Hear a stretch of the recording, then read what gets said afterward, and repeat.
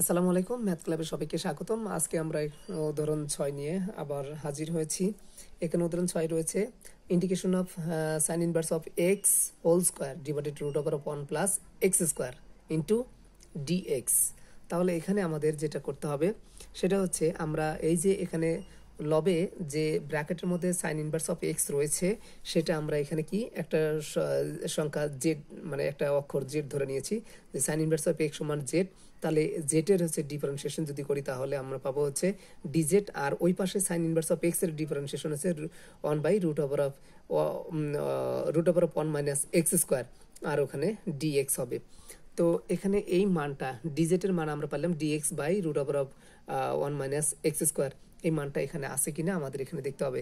আছে, কিন্তু এই যে এখানে dx divided √1 minus x square এটাকে তুলে দিয়ে কিন্তু আমরা ডিজেড বসাতে পারি।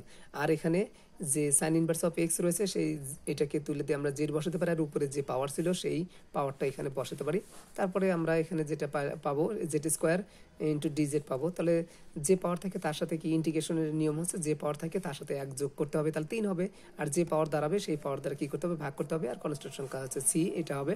আর এখানে 1/3 থাকলো আর হচ্ছে জেড থাকলো, তো জেটের উপর 3 থাকলো, কিন্তু জেটের আসল মানটা কিন্তু হচ্ছে সাইন ইনভার্স অফ এক্স আর হচ্ছে প্লাস কত এই সি। এটা হচ্ছে আনসার। ধন্যবাদ সবাইকে। পরবর্তী ভিডিও দেখার জন্য সবাইকে আমন্ত্রণ রইল।